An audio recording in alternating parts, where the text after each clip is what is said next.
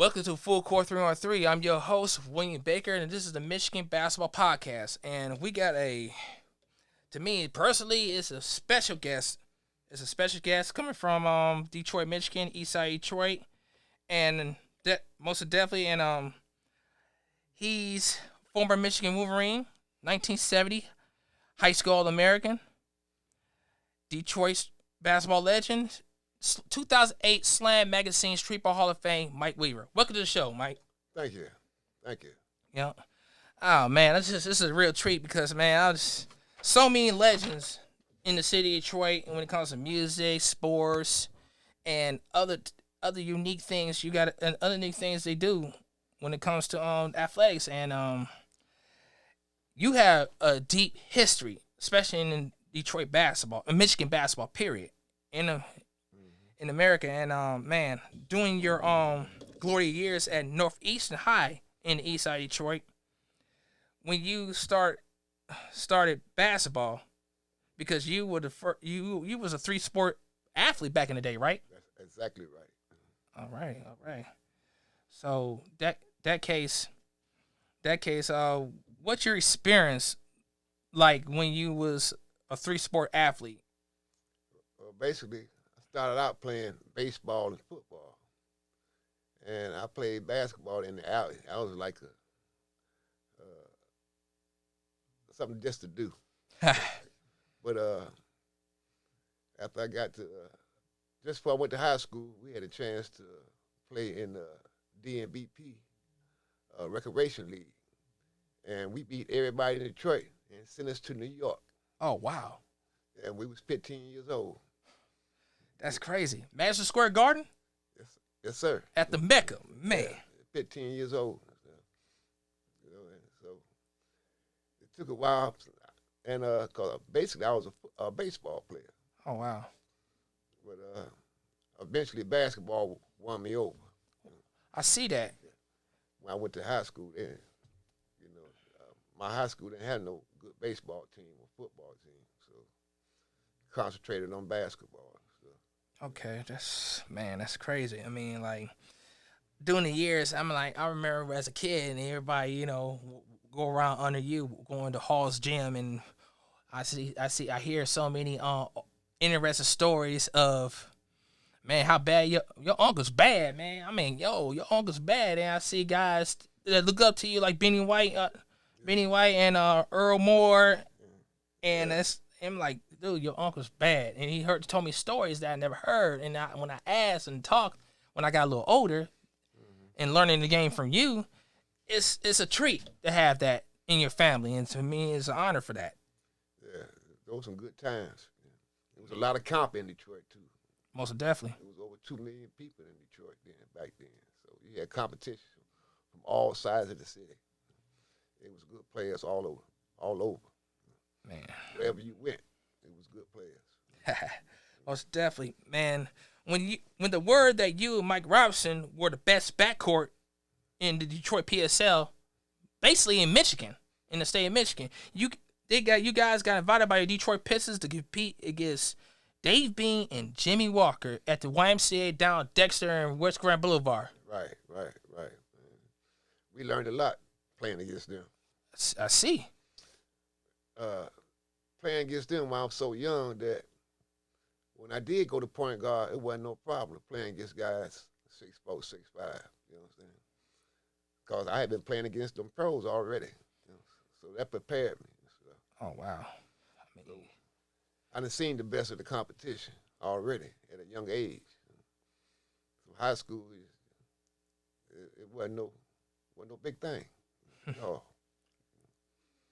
So, but I used to go to the coach and ask him every day after practice, how could I get better at being a point guard? And each day, I took the job seriously. So each day after practice, I would go ask my coach, what can I do to get better? And he would tell me, distribute the ball more, you understand? Look for your open ball players,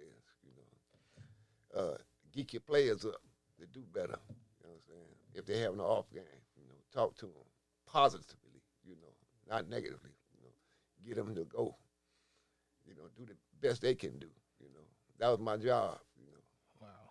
get the ball to him, and played. And I had to check the best player on the other team. The PSL, of course. Yeah, I had to check a bunch of players that averaged over 30 points a game. A bunch of them. But the average went down once they played against me, though. Man, I heard the stories, man. I'm like, dude, like the way you told stories, you always told me how you sit down on defense and how you pressure the man, pressure the ball, and hand in hand, and not hand in hand, hand checking, playing defense, get the hands up, so move your feet. Do not move your hands, move your feet. Right. I remember the suicides in that hot Bruce gym. I said, "Yep, yeah, you're not moving your feet, y'all. Give me 3 of them suicides, son. Yeah. Nephew. I got you. Yeah. No, I'm not having that." Yeah. Right. I remember that you taught toughness, and that's always in your repertoire. Right. Exactly. You know, but the first thing I did against a guy I never seen before, find out what his weak hand was and his favorite hand, and I chased him to the weak hand side.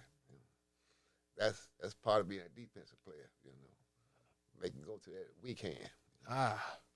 That was a good thing to learn. You know? Learn somebody's mistakes and learning how to pay for it. Yeah, right. You know, back then, either guy had a right hand or a left hand. You know, and they favored that hand, and they went that direction. I would chase them the other direction. Wow. Take that strong side away from them.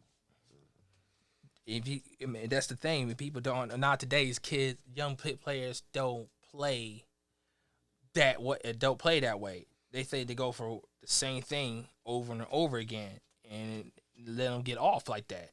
So those are things today kids won't understand, won't apply to adjust their weak points. Right, but people got the notion that the man with the ball is in control. Not necessarily. If you're a good defensive ball player, you'll take away that good side away from him. Now you in control. And that a lot of people couldn't figure that out. That I was chasing them to the weak side until they wanted to get their shot off, and they got blocked.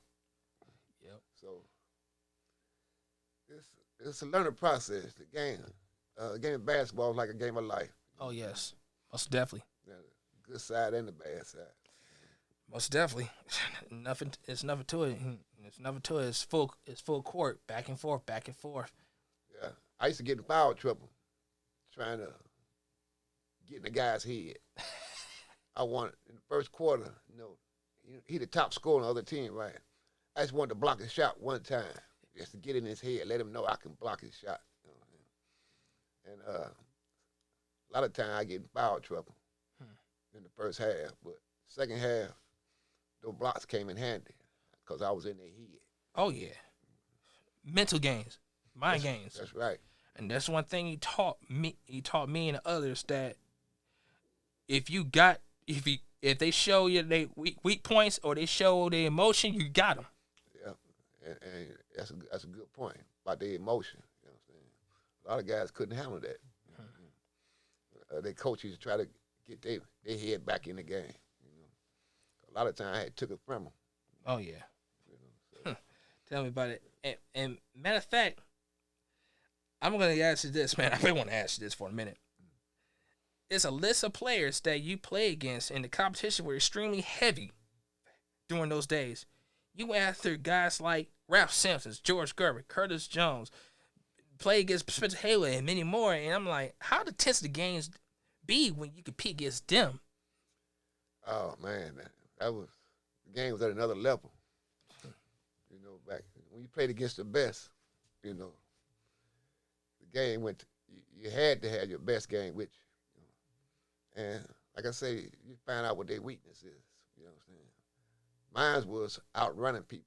We had a small team, and we had to press full court and outrun them guys.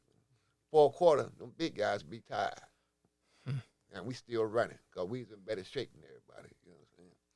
But playing against Spencer and Kurt Jones and Ralph Simpson, was an agile 6'5", 200-pound guard. Man. Damn. can shoot from anywhere. And Kurt Jones could run any offense. And Spencer was just dominant. Hmm. He did what he wanted to. We couldn't find no big fella to handle him. Of course, that. But it was a bunch of other ball players, man. There was George Gervin. You and Ice, like, Yeah. real type. Y'all grew up. Yeah, going against each other. Yep. Yeah. Imagine 8-minute running time, and the score was 96 to 103. 8-minute running time in high school. That's unheard of. Yeah. Gerv had 36, and I had 33. We went at it. I wish I got a time machine with my camcorder and witnessed that. Go back our senior year, my senior team averaged 98 points for the first 11 games. That was unheard of back then. It is. And y'all compete against y'all play against Murray Wright in the semifinals in 1969. Yeah. And during the tournament, all the Detroit ball teams got to play against each other just to get out of there. Oh wow, I didn't know that. Yeah. All the Detroit teams had to play against it. So whoever come out the city had to beat all your neighborhood teams all around the city just to get. And in '68, we made it to the Final Four. The whole state with a little bitty team under 6 feet. That's crazy. I ain't chills on my spine. Getting chills about hearing this, man. I mean, like, the picture that and compete is a whole. Coach Mo had against Murray Wright. He had 20 points and 20 rebounds. Oh, Earl. At his size. Oh wow, that's insane. That's insane. Yeah. During the late '60s and early '70s. All this talent. I mean, some big guys out there too. Man. That guy had 20 points and 20 rebounds. That's crazy. And they wasn't counted back then, but I was averaging close to a triple-double game. Back then, man, that's crazy. And this one thing I'm gonna ask. You went to Simon, Michigan. Any other like schools like black college that try to recruit you? That's where I was going. But Michigan came and talked to my parents. And they one taught me into going to Michigan. Me and Mike Rod, we roomed together in the same locker. Both of us had over 200 offers to go to colleges. Oh wow! Both of us. We couldn't get our books in the locker. We had that many offers. Damn. And that summer, man, we was flying out to a different college every summer. Every summer. What's your favorite visit? I want to ask. To Illinois. Illinois. Hey. Yeah, University of Illinois. Had a nice time there. Champaign, Illinois. Yeah. Man, that's. It was a brother on the team named Nick Weatherspoon. Oh. He was all Big Ten. You know what I'm saying? And back then, it was your responsibility for all the black players coming from a different team to your campus. It was your turn to make them feel welcome and make sure they had a nice time before the game the next day. That's where that friendship came in at. Oh wow! Yeah, all over the country, wherever we went. That was the theory. Now that makes sense. When I saw when I went to Ann Arbor. Me and Sam and his friends went to Ann Arbor to a party a little bit over in Ypsilanti, and over in Ann Arbor, and I saw Deion Harris with Manny Harris when he was a top pick at Redford High School. And Deion Harris used to play at Redford 5 years ago. He took Manny Harris for a visit. Right. And that's how it is. Now it makes sense. I didn't even know it. I never thought about that. How they usually visit their players. Yeah, and of course your grade point average coming out of high school depends on what schools recruited you and stuff. Okay. I even got sent to some Ivy League schools. So. Oh wow. Yeah. So I was like, when you're at Michigan and and we attended there. Your experience was what's your experience like playing in Michigan first, and do you like their experience to be truthfully? Experience wasn't good at all. That was the year the major colleges let black ball players across the country let them all in. It took about 20 or 30 of us from Detroit, Hmm. Eastern Michigan, Central Michigan, all of that. That was the year they let, but it was right after the riot, the '67 riot, and it was still a bunch of racism still in the schools. And that was a hard thing. I was one of the top journalists in the whole state. Oh, journalist? Yeah, I heard. and Michigan wouldn't give me none of my classes for journalism. Kind of put that's some, excuse my language, straight up bullshit. Straight up, man.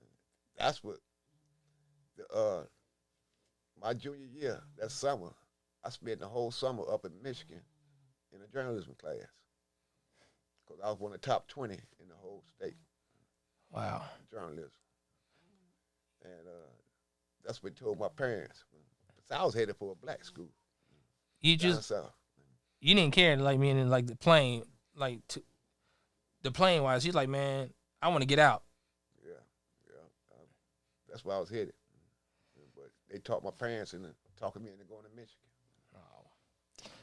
You live and learn. That's life. Yeah, that's life. Yeah. But, it was a different experience. Hmm. But that racism was still there. I can picture that during that You time. got the '67 ride and you got the '68 ride. It was the best of times and not the best of times. Oh man, Depending where you was at. that's crazy. You know. That's crazy. And you know after Michigan, do you ever participate in ABA and NBA training camps? Like any experience? No, in the men's league, I was concentrating on going to work. That's all. Getting a job. But I used to play against pros all the time. Hmm.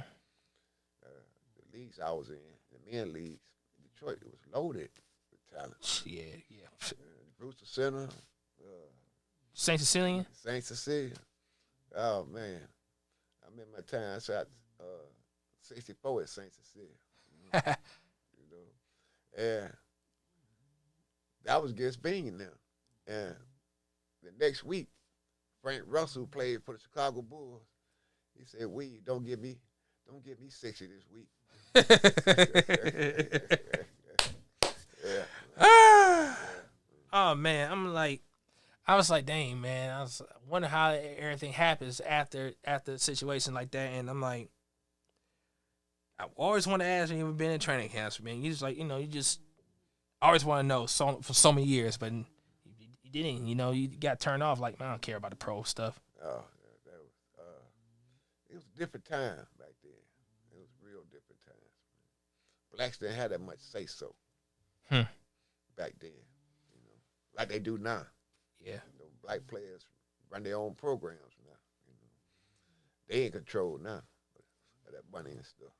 Wow, never knew. And they put themselves together to form a team like LeBron did with going to Miami. Yeah. They could do that back then. That wasn't happening. If you was with one team, you was with them. That's understandable. If you leave, you just left. So you're like, okay, I'm just gonna work and play basketball just for fun of it. Yeah.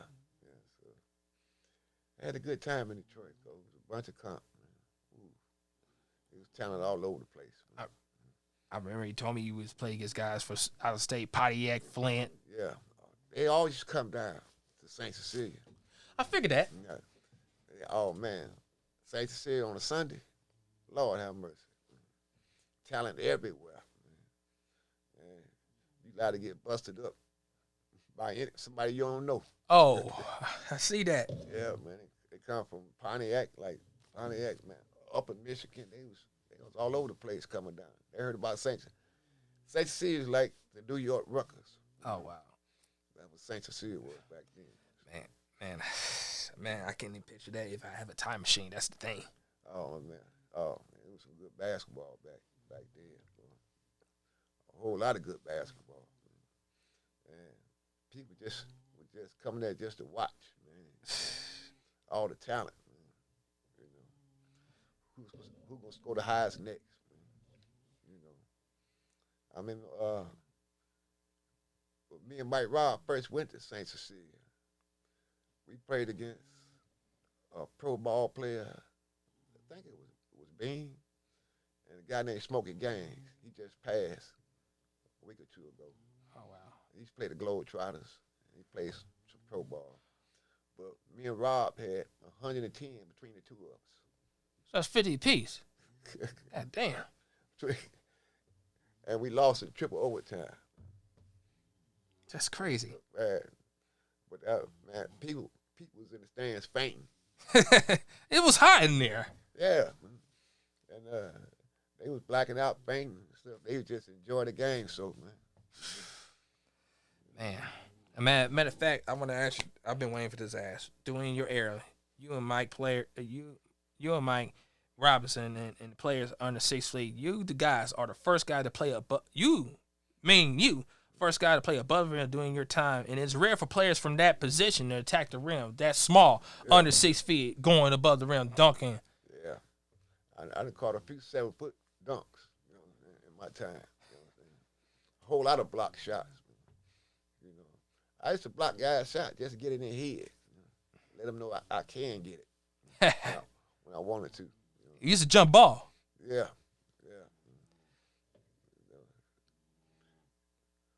First time I realized I could jump was I was right up under the basket. And the guy got a rebound, laid it back up, and I went flat-footed right up under the basket, and I jumped about this over the rim and caught his shot. God. And he called goaltending. What? Goaltender? Yeah. Ah, hell. Yeah, but it was a whole, I mean, man, it was so much comp in the city. You had to go out to the neighborhood. Yeah. Find no comp. Yeah, of course. Everybody's playing ball back then. Today, everybody had to go to the suburbs nowadays to go to play ball today. Yeah, the young generation. That's crazy, man. It is. I want to find a place where I can train some ball players here in Detroit. See, that's the hard college, man. That's the hard part about it, because everybody in the city and everybody think about finance to get the money instead of improve the player's game. You can nowadays, you got trainers now. These kids won't get some good run. They get some good run, but they got to get a trainer to train one-on-one drills. And you got some trainers that have a resume. Some don't have a resume and play the ball. I say go to ones that could train you, who got experience in the game and know the game. You all this crossover, round the back, layup. That's the drill. I mean, seriously, instead of learn how to be cut, one position out the other, get one dribble, take a step, take one dribble, act like you go drive to the basket. It's the simple thing. People try to do the fancy Kyrie Irving, and y'all say you got to learn how to dribble, you got to crawl before you walk. Yeah, the simple part first. That's what happened today's game. Game, Mike. Yeah, okay. And one last one. I want to ask you this. Okay. Then by the end of the show, I will ask every guest that who's your starting five in your era. I mean, high school, college, pro, any player, high school, college, or pro, if you want to. Your starting five. Oh well, in high school, I would say me at the point guard. Okay, of course that. Clifford Pratt from Murray Wright. Clifford Pratt from Murray Wright. Lord have mercy. At the small forward, I would put Ralph Simpson. Ralph Simpson? Yeah, from Persia. Oh, yeah. I would put Spencer down as the center. As a center? Yeah. Power forward? Power forward. That's a cross-up there. That's a cross-up? Yeah, that's... Who would I put? What did I put? I'll put Willie James. Willie James? From Murray Wright. Okay, I'm gonna put okay, that's even better. That's a heck of a list. Yeah, Willie James could jump. I done seen the bottom of his gym shoes. I knew what size he wore. Let me guess, Chuck Taylor's. Yes, sir. Yes, sir. That's the only shoe y'all back in the days. Chuck Taylor. Our team from Northeast was the first one that came out with the black Converse Black Converse. during the game. Everybody was wearing white Converse. We brought that out the black Converse. Man, We was the first ones that changed it. you should back in the day. Usually, Boston Celtics would wear that. Yeah, that's where we got the idea from. That's where we got the idea from. Ah, damn, man, that's crazy. That's awesome. We brought it to the high school. Man, that's And we wore that on the road. okay. I remember that. I remember my dad told me, yeah, we use white Chuck Taylors a day, and we hear when you come, we got a conflict with somebody, we put the black Chucks on, and whoop some ass. Yeah, we changed to public schools. Oh man, that's even better. They started coming out with everything then. Yeah, most definitely. And any interesting stories like off the court, like interaction with players, what's going on? You know, like NBA stars. You know what happened back.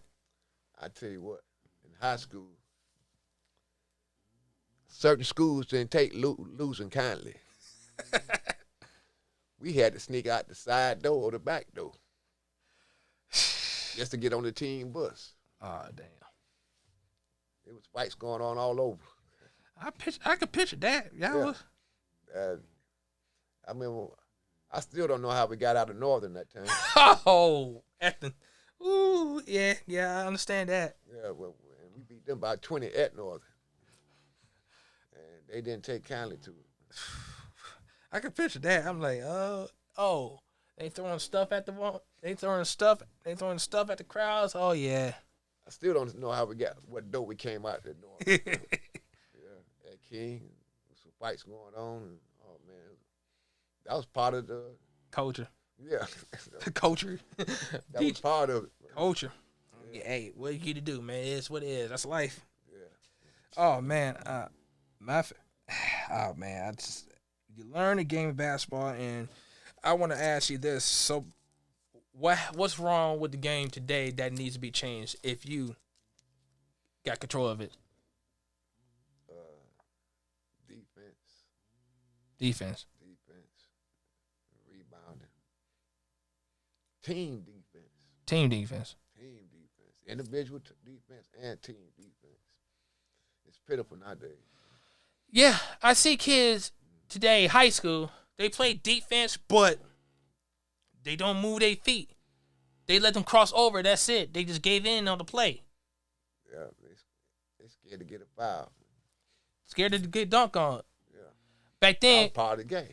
yeah, that's part of the game. When somebody try to get dunked on, nowadays kids turn or jump by because the thing is cool. No, you guys like Lonzo Moore and Pat Ewing, Dikembe Mutombo want to challenge that. They want to whole body. Don't just go act like you about to swat it and then get dunked. No, go chest to chest. Go get it. Back then, you came down the middle, you was going to get your butt beat. So you better come hard Yeah, and know what you're doing. exactly. Nowadays, kids are more athletic nowadays.